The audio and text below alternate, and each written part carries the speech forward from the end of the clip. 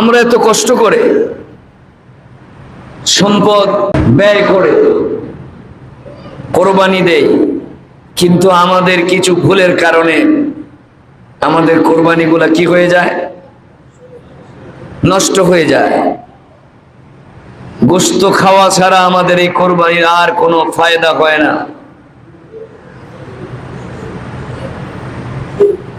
আমরা অনেকে কোরবানি দেই টাকার অহংকার প্রকাশ করার জন্য। কেউ কেউ, অনেকে না, কেউ কেউ। যেমন ধরেন কোরবানির মার্কেটে একটা প্রতিযোগিতামূলক কেনা হয়। কিছু গরু আছে, কিছু মহিষ আছে, এগুলা এক্সট্রা, অর্থাৎ আকৃতিতে বড়, অনেক বড়। এটা কেনার জন্য যারা বড় বড় শিল্পপতি, হাজার হাজার কোটি টাকার মালিক, তারা সুনাম অর্জন করার জন্য বাজারের সবচেয়ে বড় গরুটা কেনার প্রতিযোগিতায় নামে। এটা ঠিক না ঠিক? দেখেন 35 লক্ষ, 40 লক্ষ, 50 লক্ষ টাকা দিয়ে গরু কিনা হয়, মহিষ কিনা হয়। কেন? এটা বাংলাদেশের সবচেয়ে বড় গরু, এটা আমি কিনবো, পত্রিকায় আসবে, আমার নাম সারা পৃথিবীতে ছড়াবে। এটা হচ্ছে তার টার্গেট, যদি থেকে থাকে। তাই এই উদ্দেশ্য থাকলে তার কোরবানি বলেন না হবে না। কিছু কোরবানি হয় রাজনৈতিক উদ্দেশ্যে। কি উদ্দেশ্যে? উনি এমপি সাহেব, ওনার 10টা গরু কোরবানি না দিলে হবে না। কয়টা দিবে? কেন দিবে? এই 10টা নেতা কর্মীরা খাবে। তাহলে ওনার কোরবানির উদ্দেশ্য কি? নেতাদেরকে খাওয়াতে হবে, নাইলে ওনার হবে না। উনি 15টা 20টা গরু কিনেন, ওনার যত ইউনিয়ন, প্রত্যেক ইউনিয়নে একটা করে গরু উনি দেন। কি করার জন্য? নাইলে ওনার দল চাঙ্গা রাখতে। বলেন ওনার এই কোরবানিটার উদ্দেশ্য কি? কোরবানি না দল চাঙ্গা করা? দল চাঙ্গা করা। তাহলে ওনার এই কোরবানির উদ্দেশ্য কি নাই? ঠিক নাই। এই কোরবানিটা একান্ত আল্লাহর জন্য হয় নাই।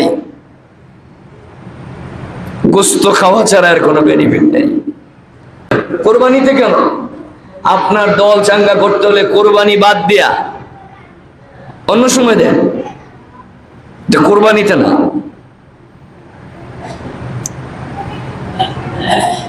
কোরবানির উদ্দেশ্য যদি হয় এর গোশত আমি নিজেই খাবো, কাউকে দেব না, ওই কোরবানিটাও ঝামেলাপূর্ণ হয়ে যায়, আল্লাহর দরবারে কবুল হয় না। কারণ আপনার কোরবানির গোশতের মধ্যে আপনার আত্মীয় স্বজনের হক আছে, গরিবদের হক আছে। এই হক যদি আপনি আদায় না করেন, আপনার কোরবানি আল্লাহর দরবারে কি হবে না? দেখেন কোরবানি আসলেই আমরা কেউ কেউ বিয়ের আয়োজন করি। এত বছর এক পক্ষ থেকে কোরবানি হয়েছে, এবছর উনি আস্ত গরু দিবেন। জিজ্ঞাসা করা হলো কেন? বলে মেয়ের বিয়ে আছে তো, একটা গরু ছাড়া হবে না। বলেন উনি একটা গরু কি জন্য কিনলেন? কোরবানির জন্য। কোরবানির জন্য কিনলে তো প্রত্যেক বছর কিনবেন, এবছর কেন? বুঝে গেল ওনার এই গরু কেনার পিছনের টার্গেট হচ্ছে মেয়ের বিয়ে। এটাই মূল টার্গেট না। এমনটা করবেন না। মেয়ের বিয়ে যদি হয়, আপনি আলাদা গরু কিনেন, আলাদা গোশত কিনেন মেয়ের বিয়ের জন্য, ওটাই নিয়ত করবেন না। আর নিয়ত ছাড়া যদি আপনি কোরবানি দেওয়ার পরে ওই গোশত বিয়েতে ব্যবহার করেন, অসুবিধা নেই। কিন্তু আপনি যদি গরু কেনার সময় নিয়ত করেন এই গরুটা কোরবানিও দেব, আমার মেয়ের বিয়েতেও খাওয়াবো, আপনার এই কোরবানি ত্রুটিপূর্ণ হয়ে যাবে, এটা কবুল না হওয়ার সম্ভাবনাই বেশি হবে না।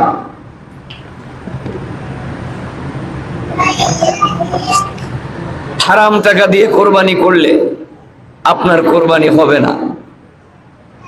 সুদের টাকা, ঘুষের টাকা, চুরির টাকা, ডাকাতির টাকা, এই সমস্ত টাকা দিয়া কোরবানি দিলে কোরবানি হবে না। অত্যন্ত কঠিন বিষয়। 7 জনের পক্ষ থেকে কোরবানি হয়েছে। কয়জন? এই 7 জনের মধ্যে 6 জন মানুষ খুব ভালো, কিন্তু একজনের টাকা হারাম। এই একজনের কারণে বাকি 6 জনের কোরবানি ধ্বংস হয়ে যাবে, কারোটাই হবে না। এই জন্য অংশীদার নির্বাচনের ক্ষেত্রে অত্যন্ত সতর্ক হতে হবে। কোন সুদের কারবারি, হারাম মালের অধিকারী, অবৈধ মালের অধিকারী, তার সাথে কোরবানি দেবেন না, আপনার কোরবানিটা হবে না। প্রয়োজনে আপনি একটা ছাগল 1 লাখ কিনে আপনার পক্ষ থেকে কোরবানি দেন, অসুবিধা নেই, ওটা উত্তম। যদি দেখেন যে আপনার অংশীদাররা ফিউর আছে, সবাই নামাজি মুত্তাকিন, ভালো, কোরবানি দেন, অসুবিধা নেই। পশু কেনার ক্ষেত্রে সতর্কতা অবলম্বন করবেন। এমন পশু কেনা যাবে না যার 2 চোখ বা একটা চোখ পরিপূর্ণ নষ্ট, চোখ নাই, একটা চোখ নাই, ওই পশু দ্বারা কোরবানি হবে না। যে বিকলাঙ্গ, যে পশু এত দুর্বল যেটা উঠে তার জবাইয়ের জায়গা পর্যন্ত যেতে পারে না, ওই পশু দ্বারা কোরবানি করলে কোরবানি হবে না। গরুর পা থাকে কয়টা?